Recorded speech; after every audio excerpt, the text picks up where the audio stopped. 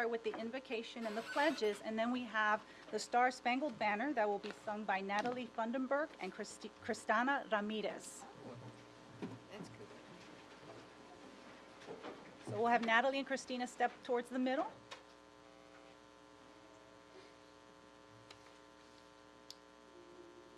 Please join me in a moment of reflection.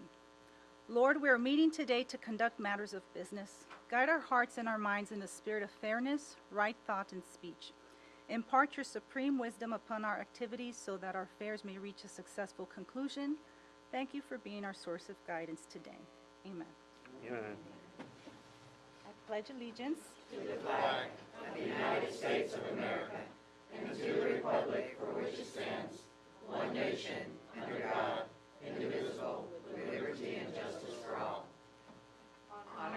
Texas flag. I pledge allegiance to thee, Texas, one state, under God, one indivisible. Stay steady. Stay steady.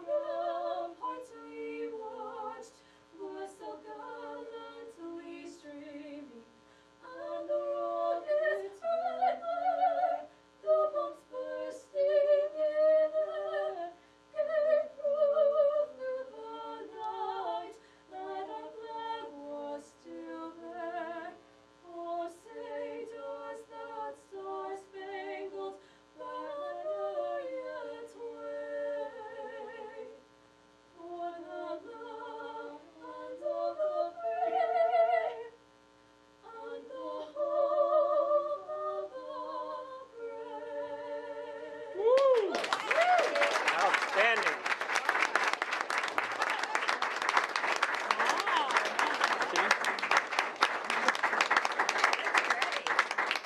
Boy, girls, that was just outstanding. Thank you. So in honor of School Board Appreciation Month, we would like to take this opportunity to thank all of our board members for their service to the SWISD community. To celebrate our board, we just heard choir students Natalie and Christina, who did a wonderful job.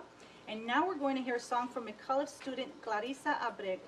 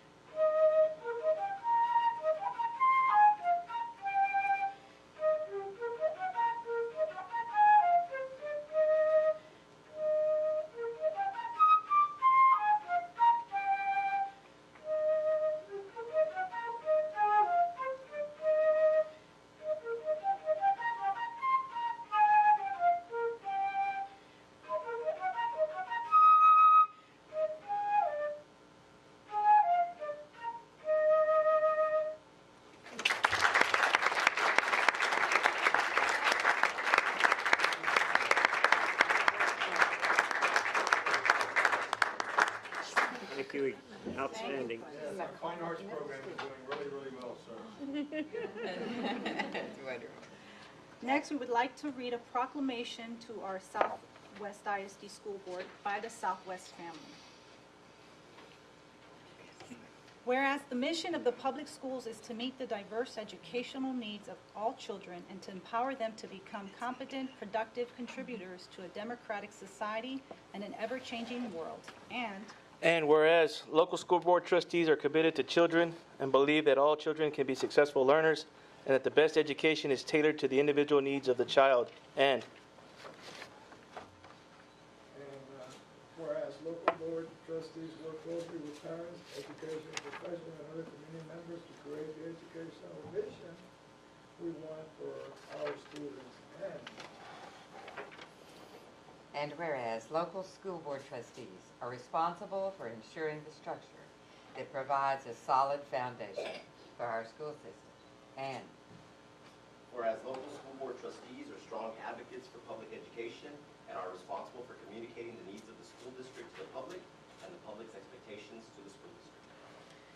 And Whereas our Southwest ISD trustees have been duly recognized and acknowledged by the Texas Association of School Administration as a state finalist for the Board of the Year and has been selected as one of the 5 state finalists for the 2018 HEB Excellence in Education School Board of the Year.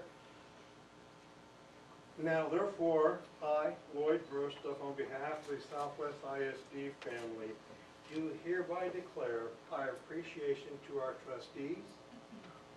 Mike Frazier, 38 years of service. Sylvester Vasquez, 18 years of service. Ida Sodolfin, 15 years of service. James Sullivan, 13 years of service. Lau Bernal, 12 years of service. Dr. Keith Byram, 34 years of service. And Yolanda Garza Lopez, 12 years of service. We proclaim the month of January 2018 as School Board Appreciation Month. And we urge all of our citizens in recognizing the dedication and the hard work of our local school board trustees and in working with them to continue to promote an education system that meets needs of both today and tomorrow's children. And we thank and we applaud you. bravo.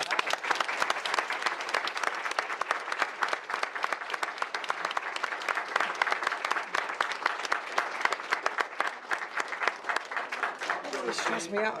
All of our campuses, I know you guys have been bestowed many gifts of appreciation, and I think that it's kind of a validation that your support, your dedication is really, really recognized by our district and by all of our Southwest ISD family, which you are the leader of. So thank you for everything you do, and thank you principals and students and parents for making this month special to a group of really civil-hearted folks who deserve this recognition.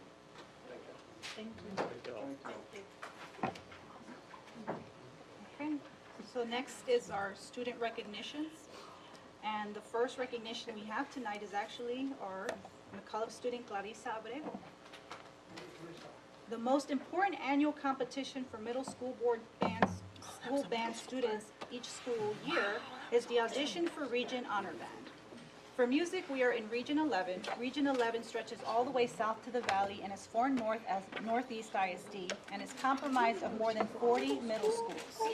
On flute, there were 89 students registered for this audition. Clarissa outperformed and outscored all of these students and earned the Gold Medalist Award for Outstanding Middle School Students for the 2017-18 school year. So what you heard tonight was her audition. Congratulations.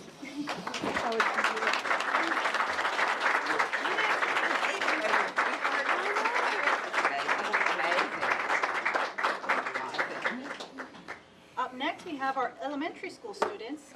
First is Indian Creek Elementary. They would like to recognize 5th grade student Javier Rangel.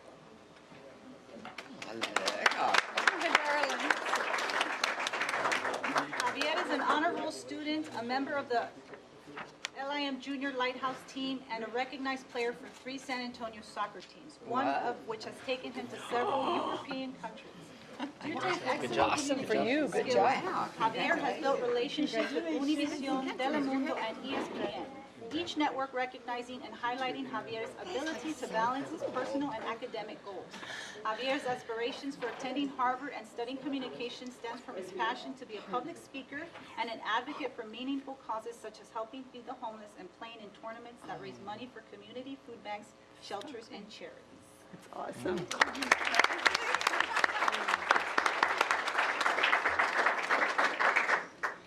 Pre-Road Road Elementary selects Cassandra McClellan as an excellent representative for the Pre-Road Student Council. Cassandra exemplifies the qualities of a great student leader, a positive role model for others, and an all-around kind, sweet, and giving person. She is a member of the Congratulations to you, Carey beautiful. Robotics team and Pre-Road Choir. She is a superior student. Cassandra loves learning about new things and how to do them. She has a love for math, fossils, and animals, and her future plans are to attend UTSA and become a math teacher, or a marine biologist, or an archaeologist. Crewald is proud to have Cassie represent the school.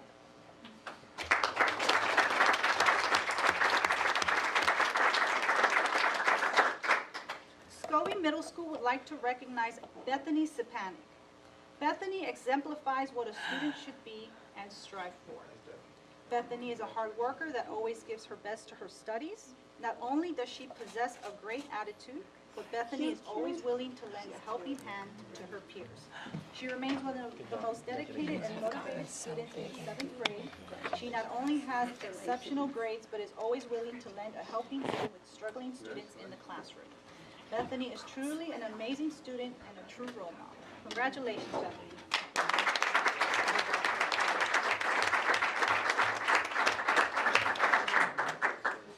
So Bethany, can you come up here? We're gonna take one group photo.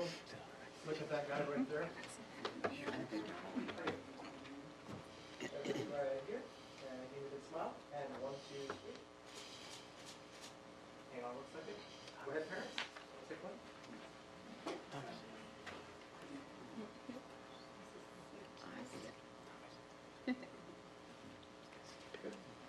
So we're really proud of our Students of the Month, and we know that behind every Student of the Month, we have our parents and families of the month. Could we please ask our parents who are here with your child, please stand up so we can recognize you as well.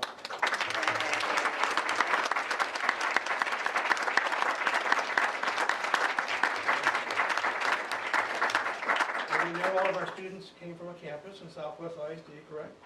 And every campus has a principal. With our principals of our Students of the Month, would you please stand and be recognized and raise your hand?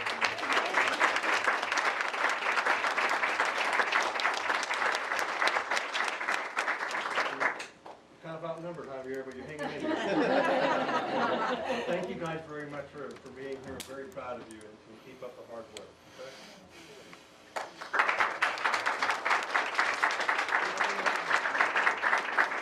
Mr. President, that does conclude our recognitions season. All right, thank you. The next thing on the agenda is the consent agenda. Board members, you've had it in front of you. Do you have questions? I move. I second.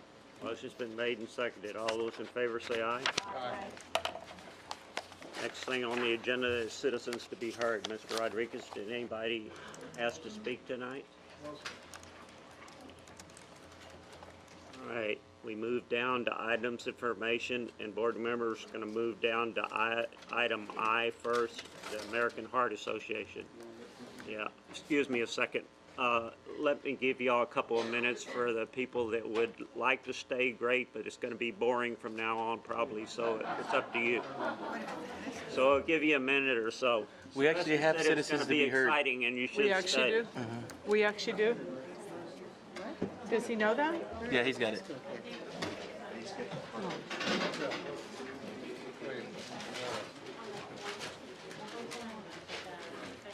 He forgot to get the book.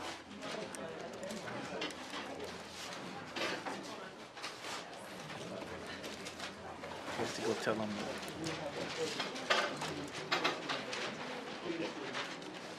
As soon as we finish this, I'll come back to you.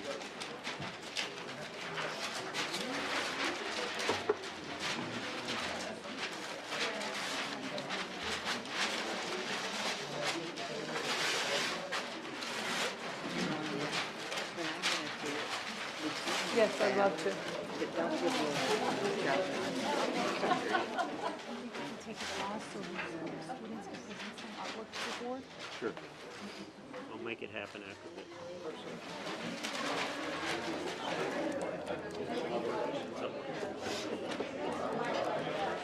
All right, the next thing is the American Heart Association. If y'all would go ahead with what you have tonight. We're going to do it later. We have our Director of Health Services, Ms. Valerie Maldonado, and we'd like to turn it over to her to introduce her. Thank you. So more than 350,000 Americans experience a cardiac arrest outside of a hospital, and nearly 90% of those don't survive. CPR, especially if started immediately, can significantly increase a person's chance of survival. But less than half of cardiac arrest victims receive CPR from a bystander. Texas recognized the need for change, and legislation was passed that would require CPR instruction to take place in schools among 7th through 12th graders. This is where community and support come into play to ensure that we have the tools to be successful in ensuring that in educating our students. We are fortunate to have support from the American Heart Association, who we have Ms. Caitlin Martoni Cox and Amanda Gonzalez here with us today, and Bartlett Cox General Contractors, who we have the President and CEO, Mr. Jerry Hogue, with us today. Mr. Hogue is also a member on the American Heart Association's Board of Directors. Our guests have come here this evening for a special presentation to Southwest ISD because they recognize the importance of CPR and educating our students to become lifesavers. Thank you all for having us. We're very proud to be partnered with Southwest ISD and proud to work with Dr. Versteft as another member of our local board of directors, making an impact on the health of our community and in our school systems. So we understand the importance of improving the bystander response rate for CPR here in our community. Nationally, the average response rate for those performing bystander CPR is 46%, and here in San Antonio, our average response rate is less than 36%. So we have a lot of work to do. Considering that's the average response, we know that it varies depending on where you are as well in the community. So we're very proud to be partnering. As Valerie had mentioned, legislation was passed that now makes it mandatory for all high school students in the state of Texas to pass a CPR training course to graduate. So thanks to our partners in the community, which I'll introduce Mr. Hogue in a second, but thanks to our partners in the community, we're able to provide resources that will last years and train thousands of students. So again, we're very proud to work with Southwest ISD not only on this initiative, but also with our Jump Rope for Heart programs that will be kicking off this spring, as well as our STEM Goes Red program, which focuses on mentoring high school young ladies who are interested in STEM fields. So again, we're very excited to be able to bring this type of presentation to you in addition to the other great partnerships that already exist. So I'd like to introduce Mr. Jerry Hogue from Bartlett Cox General Contractors, who's made this all possible.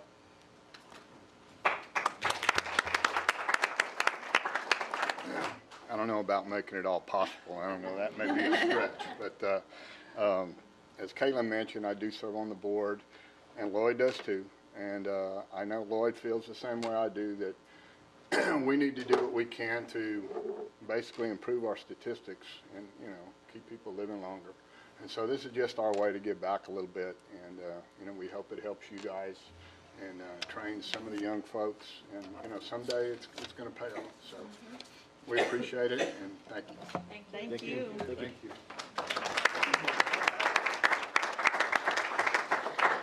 So, Mr. Ho, we really appreciate you guys and the association, and, you know, this is a gift of life, and it's a gift that we can help our students become better servers to their community. And so thank you for taking the time to come to Southwest ISD and making the presentation. We very much appreciate it. Thank you very much.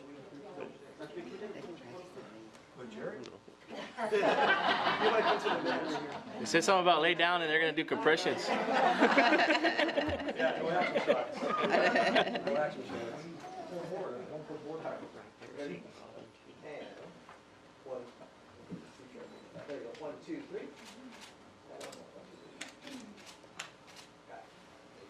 That's awesome. Thank you. Thank you. All right, we're going to back up a little. We have another group of students here that have some presentations that they'd like to go over.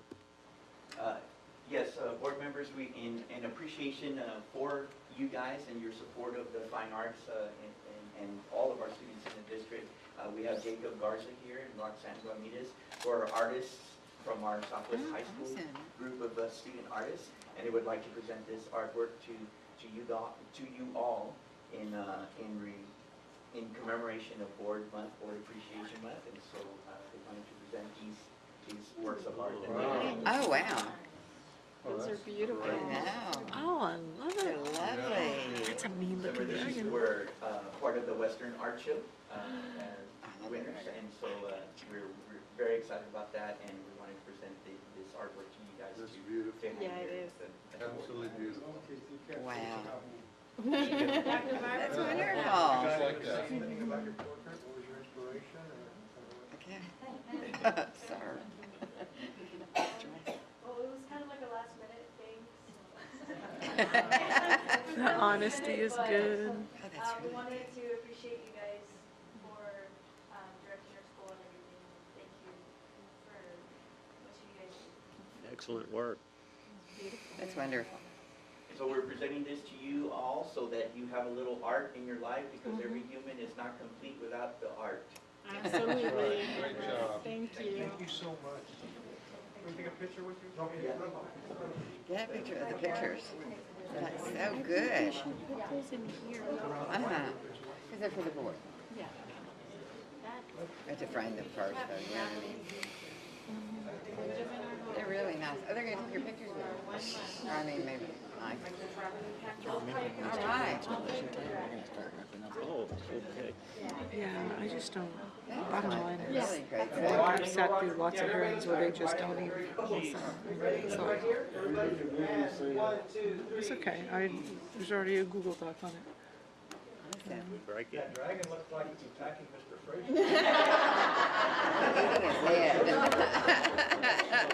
For Appreciation Week. One of my friends, my mom's friend, they live out in the country. We went on a trip to So I haven't shared this with you. Jacob said 8 staples. That looks very good. That's very Same realistic. day, next day. Yeah, that's beautiful. Great job. Thank you so much. They pulled that out of his freaking finger. It has gotten. He went last week because he's had this. It looked like a. All right, if we can back up again, I understand we have a citizen that wants to speak tonight. Bigger. It was a blood red. Rodriguez. So it's. Good job, Rod. Cyst. Oh, no. She's back. Thank you. Good evening, Mr. President, board members, Dr. Versteff. It's my pleasure to be speaking here with you today on behalf of Southwest Texas State Teachers Association. I'm here with my board, Beverly Body, Selena Beveridge, and also our TSTA staff, Susan Salinas. We don't go anywhere without her. But we would like to take this opportunity to thank you, the board members, for being the best and to show our appreciation for everything that you do for our students, faculty and staff, and our community. And how fitting is it for you all to be selected as a finalist for the 2018 HEB Excellence in Education Award. We all know if we were on that panel of judges, we would definitely give it to you. So best of luck to you. We hope to continue to work with you and work with us in everything that we see fit for our students' needs and what we need to fight for as our educators. And this brings me to a very important topic that TSTA is pledging, and that's vote education first. So I want to give you a little bit about that information that TSTA is offering. And what it is, it's a pledge for anyone and everyone to make sure that they go out and vote for education candidates. People who are going to be there willing to advocate for us as educators, and not just the teachers in the classroom, the board members, the staff. Every single person who works with a student is an educator, the bus driver, the nurses. We see a lot of that. So I want to read a little blurb on tsta.org Vote Ed website and see if you're interested. You can go to our website and check it out. But it says, if we as educators do not cast our votes based on a candidate's position on education issues, who will? Our votes, or our failure to vote, and if you go to any record, you'll see that we are probably one of the least registered voters who actually go out to vote. So it's very important to go out there and support our education. We decide what student success and education policies look like today, tomorrow, and in the future. Here's what's at stake. Better funding for public schools or state funds for private school vouchers, freedom to teach and learn or teaching to the test, smaller class sizes or crowded classrooms, professional pay and benefits or inadequate pay and insurance coverage. Elections have consequences. When you take the vote, Education First pledge, you pledge to cast your votes based on which candidates is best for your students, educators, and public education. Together, we can determine the future of public education, elevate our profession, and provide every child the opportunity to receive a quality education. But we have to vote education first. So please go to tsta.org/voteed, check out our hashtag #VoteEducationFirst, and get informed. And not only you, but inform your family and friends as well. Because if we don't do it, who will? Once again, thank you, board, for all that you do and your continued efforts for our district. We appreciate it. And thanks again for allowing me to speak today. Thank you. Thank you all for all the hard work and all that you do for our students. We appreciate it. All right, the next thing on the agenda is the construction report. Yes, sir. Just a real quick update from Mr. Brajas. Yes, sir. I'll start with Legacy High School. We're working through warranty items and closing those out. The alternative vehicle project that was also added, the electrical was completed over the break. We're missing one sink that should be installed in a week or so, but everything has power. The vent hood is already installed. The robotic arm was also installed, the power. And as of today, the structural support was completed or will be completed in the next 30 minutes or so. 30 minutes. The next thing is coming into, cool. Well, they just called me about 30 minutes. Oh, so you were right. Yeah. That's like 30 minutes. Man, that's good. But the enclosure is coming on February 9th, and that's when the final tie-in will be done and the robot will be clean. So as of that week, the robot will be fully operational and clean for our students to use. The next is Southwest High School Phase 1. The reception signage that we all have been waiting for is getting delivered to the installer tomorrow. So that should be installed sometime this week. The hardware is also getting delivered tomorrow, so all of the upgrades will start also within the next week or so. For Southwest High School Phase 2, 50% CDs were sent out or were submitted to George General Contractors on the 15th of this month, and we will gain 50% CD pricing at the end of the month, and we'll review it with you all once we get that pricing for 50%. Our goal is to come to you all on February 2nd with that pricing and for Phase 2 updates. And that's it for construction updates. Do y'all have any questions? Anybody? I Yes, have sir. a question. Yes, sir. We've already talked about it. Correct. It has to do with the water.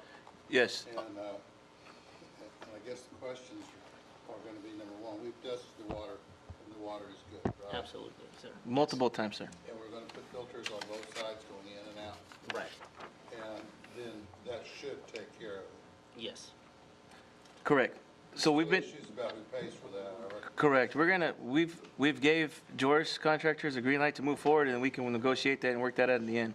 But at this point now, we've been told that's the solution based on other areas and places that have dealt with this situation, and so we need to have some ending at this point. And so that's the best scenario.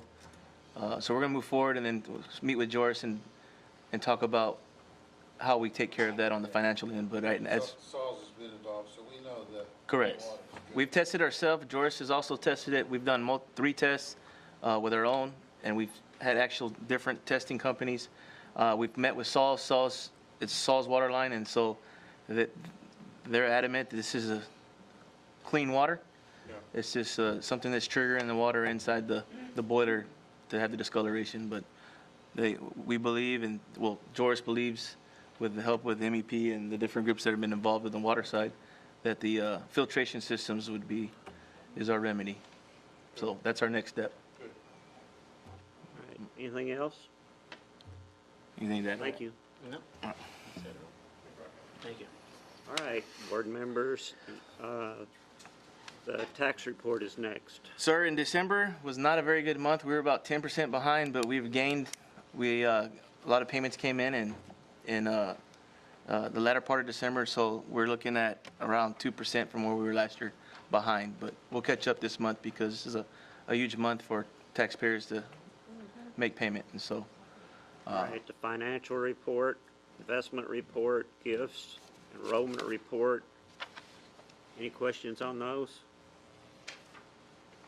Of course, we didn't have any purchases over 50,000. I think we must have had everybody off campus where y'all couldn't spend any money.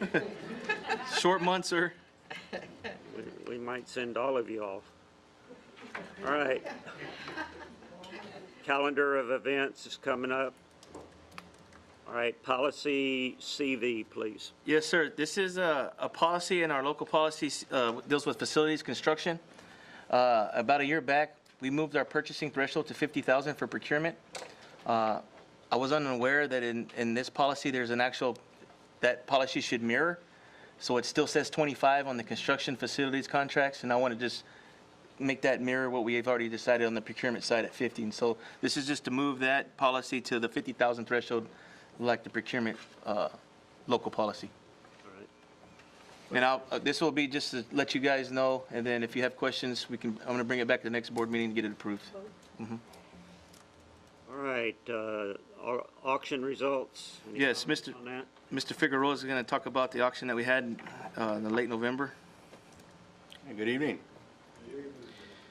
Our online auction, which was run by Lemons Auctioneers, grossed us $38,343 with a net of, after fees and advertisement, $30,530.64. This year's auction consisted of 169 lots. In comparison, last year we had 197 lots, grossed us $41,442 and netted us a little over $33,000. See. Questions? Thank you, sir. All right, Safety Week. Purpose of our school safety drills is to save lives and property. Our drills allow administrative staff, students to better prevent, mitigate, prepare, and recover from a variety of incidents. When everyone at the campus regularly practices the recommended safety drills, they're more confident in making decisions to effectively and efficiently manage an emergency situation. Texas School Safety Center, based out of San Marcos, recommends that safety drills be practiced twice annually. Proud to report that we are in compliance with their recommendation, and we do practice them once in the fall and also during the spring semester. Twice yearly, the 5 drills that we're required to practice on campuses include the lockdown, shelter in place, severe weather, a reverse evacuation, and a mock AED drill. Coordination of these drills must be documented in the Campus Emergency Operation Plan, the EOP, to allow for review by the staff, but also be available in case we need it for auditing purposes. Questions? I think one of the highlights of the safety week, maybe Mark can talk to this, is, it's one of those little sensitive areas where you don't publicly put maps and things out, but just like make them available. But I know under Mr. Figueroa's leadership, we've really had some really marked improvement from a outside audit when they come onto our campuses. Unknowingly, and they conduct their kind of security audit about an intruder or potential intruder, or am I being stopped at the right places, or am I go around checking doors, are they secure? And so one of the things I made note of was the high marks that all of our campuses received. And I think that's a credit to the administration and teachers and staff and the school community. I don't know if you want to talk about that and the last results, but that looked really, really good. In terms of elementary schools, I think our lowest campus was at 96%. Secondary campuses, which are a little bit more porous, have a lot more exits, roughly around 93, 94%. So we made some drastic improvements. The one area is that we did improve on, which we didn't have on our last audit cycle, were the campus emergency plans.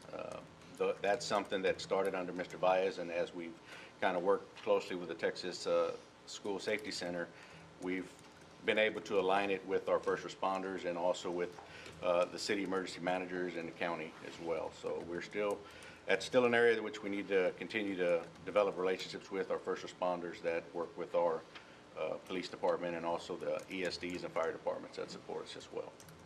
But we're moving in the right direction, so that's good. Sounds good. When you talk about safety, if I'm understanding this right, one place you should see results is in your workers' comp rates. Is that correct? Correct. Have you seen any relationship to your efforts with improved workers' comp rates? I think that kind of goes hand in hand with the training that we provide them. If there's incidents, we need to make sure at the campus level or at the site, we document it appropriately. And But you should see. You should. We should. I would say because we've been moving that way with the safety protocols, I can't honestly tell you that we've seen that on the workman's comp side. Last year was a little high for us, but we'll have to look this year. But hopefully that what we've done over the last couple of years, that's being implemented not only with just on the teacher side, but our custodial side and the facilities and maintenance. And so we have a plan. It's just making sure that it's there, because we have a plan, but you got to execute the plan when you get put in those situations where there's emergencies. And one of the things that Ms. Levery, I don't know if Mary's here, but she does a great job of reaching out to our resources through TASB and to bring outsiders to come in and train, both head custodians and our facilities and maintenance guys, just to make sure that they're aware of any new changes or any new safety practices or resources that are out there for them. So that's ongoing. Well, my only suggestion is that you look at your workers' Correct. comp history and over a period of time, you should see a trend where you have a lowering of your workers' comp monument. Interesting statement and comment, and I think it's a correlation that we need to really kind of look into and bring some data back. To be honest with you, I never thought about looking at the correlation between the two. Because I know what you're talking, because last year I was concerned because we had increased. And so as we are growing towards more of a comprehensive plan and crisis management, but we're seeing an increase last year. And so I know what you're talking about there, and we definitely need to look at why that's not going the reverse direction due to the plan that we have. Any other comments? All right, the District of Innovation. Thank you.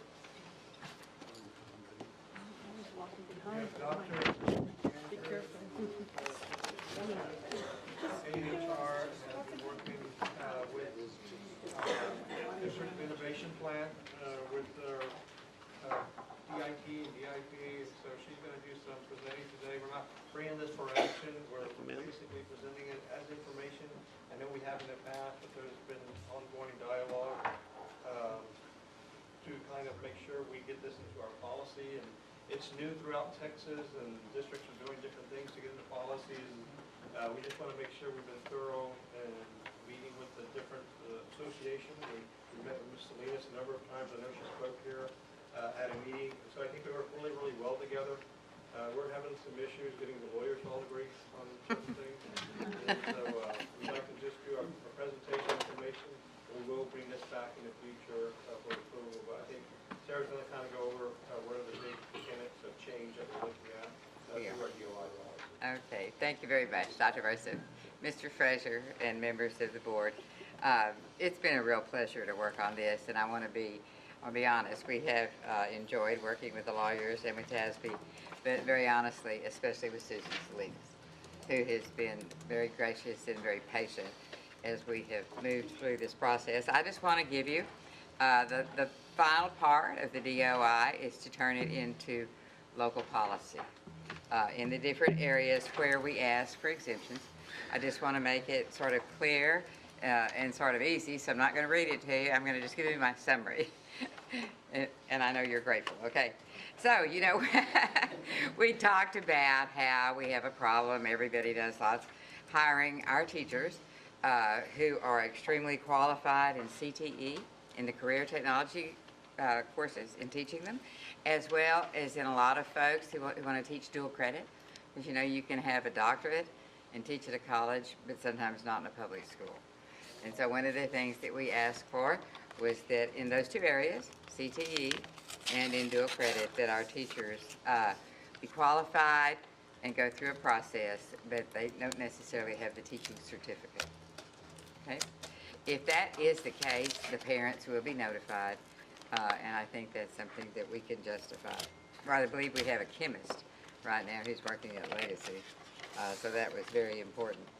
Another thing that our committee felt very strongly about was that in the area of DCA local, that was DBA local, in DCA local, that if probationary teachers were going to be allowed by the superintendent to, for those that have been teaching 5 of 8 years preceding coming to Southwest, that they could be given an extra probationary, an extra year on their probationary contract, so that they could be as good as we need them to be.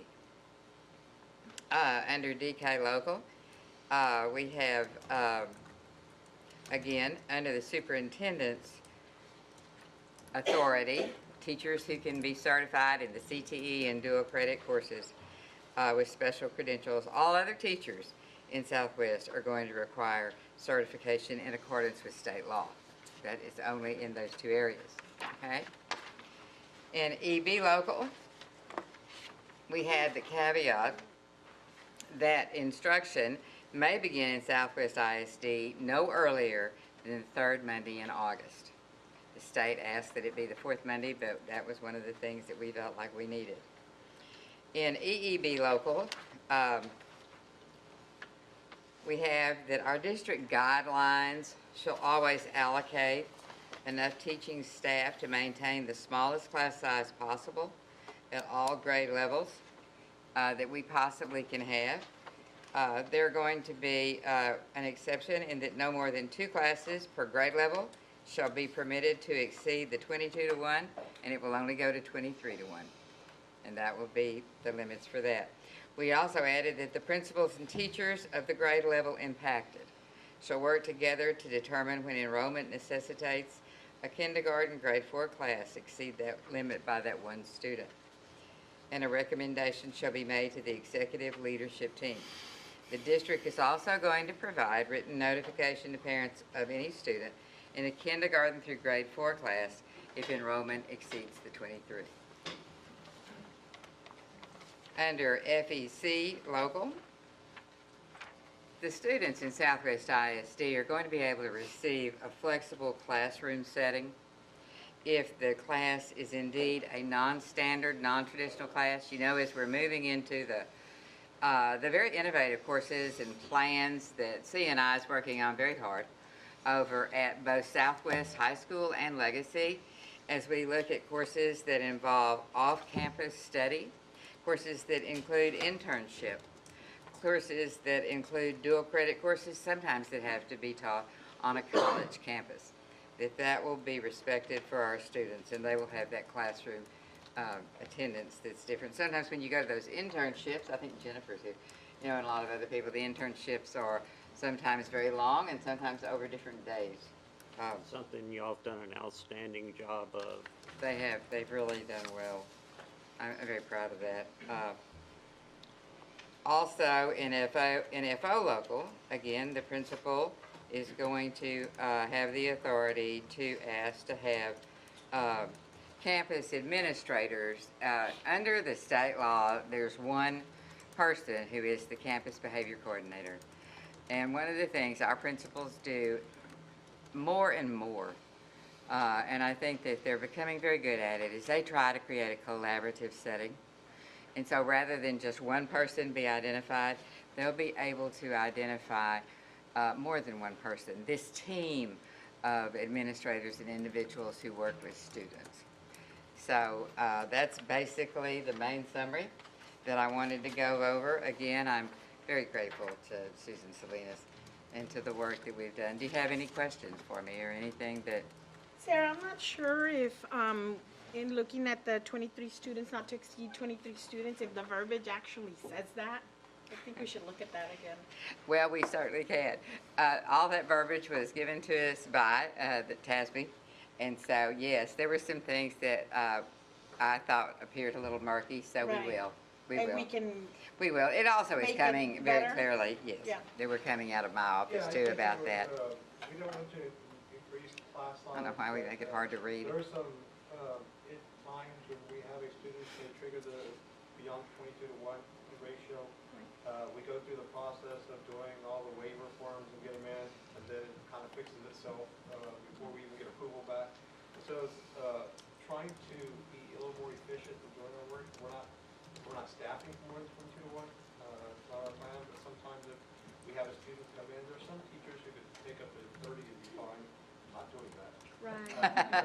And some who can't. So there's some flexibility but there. what we're saying is not to exceed 23, but then you're saying that we would sometimes, in some cases, have 24, 25, and that would be okay? No, no, no, it will never go over.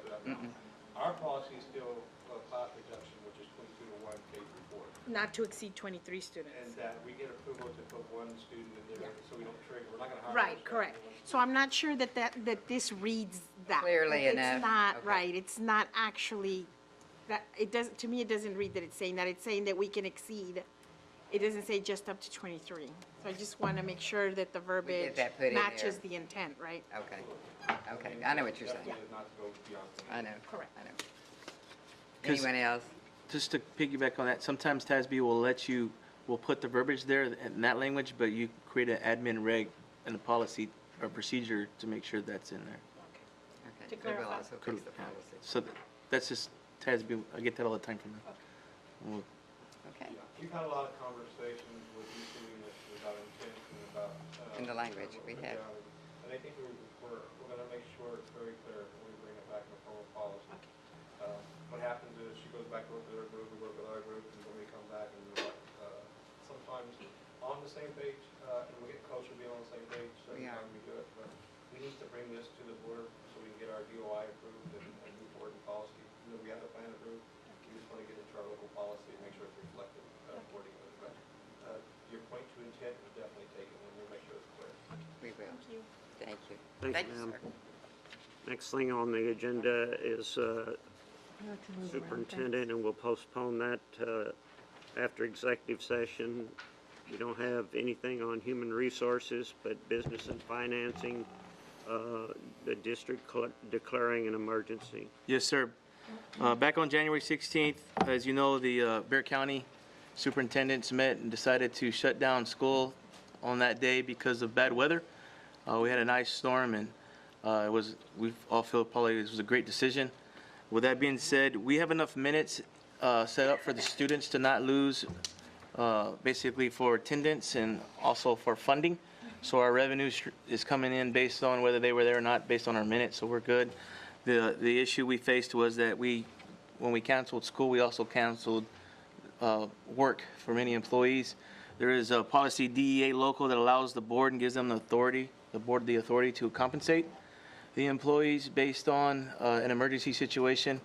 And the recommendation from the district is that the board approve the resolution to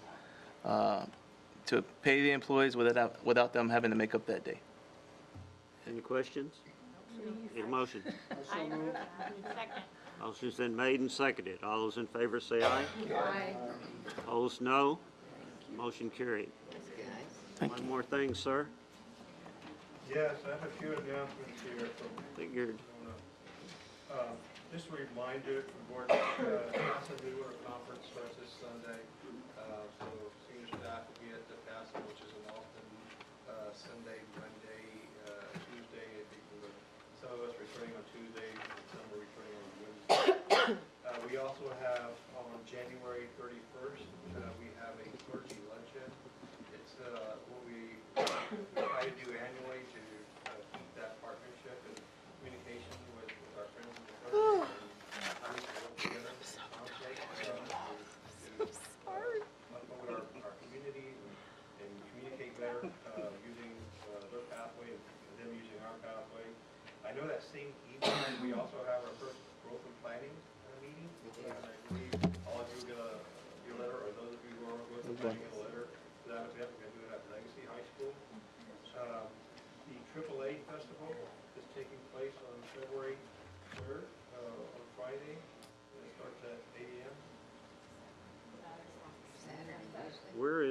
clergy one, is it?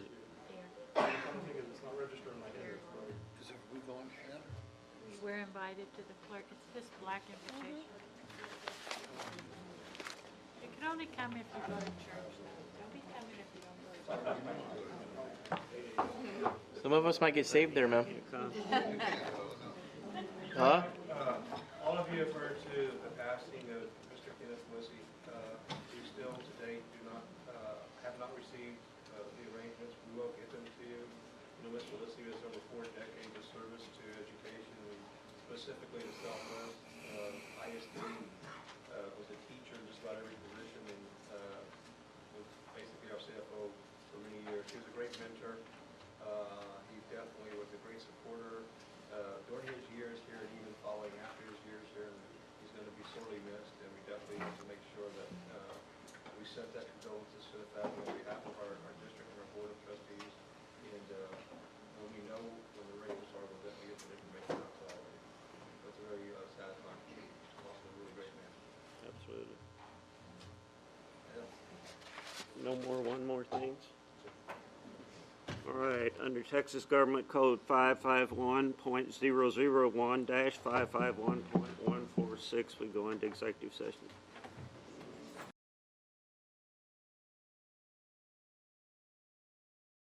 All right, we come back into regular session, and gosh, it is past my bedtime, 8:28. And we go to superintendent's recommendation on personnel. I move we approve the superintendent's recommendation on personnel, employment, resignations, reassignments, leaves of absence, and contract renewals. I second. Motion's been made and seconded. All those in favor say aye. Aye. Opposed, no. Motion carried. All right, Texas Government Code 551.071. Keith, do you have something to that effect? Yeah, I do. Good, because I don't know what it is. Well, there are two more motions. This one is I move to accept the recommendation of the superintendent and the attorney's recommendation and direct the superintendent and the school attorney to proceed as discussed in closed session concerning student versus Southwest Independent School District before a special education hearing officer for the state of Texas, docket number 103-SC-011A. I second that. All those in favor say aye. Aye. Opposed, no. I have another. Go ahead, be my guest, sir. Okay, I'm gonna have to sneeze here. Excuse me a second. That's gonna be okay, I think, Daddy. I move to accept the recommendation of the superintendent that no good cause exists for Klein Torres resignation and request the district file a complaint with the State Board of Education. Excuse me. Requesting sanctions. I second that also. The motion's been made and seconded. I don't know if it's a call for what we're seconding. But all those in favor say aye. Aye. Opposed, no. Motion carried. After tonight, you don't have one more thing, do you? I do not. You're a good man. Appreciation month. If you need help carrying anything out, let us know. We'll help you get your things as well. Thank you for everything. Thank you. All right, we're adjourned at 8:30.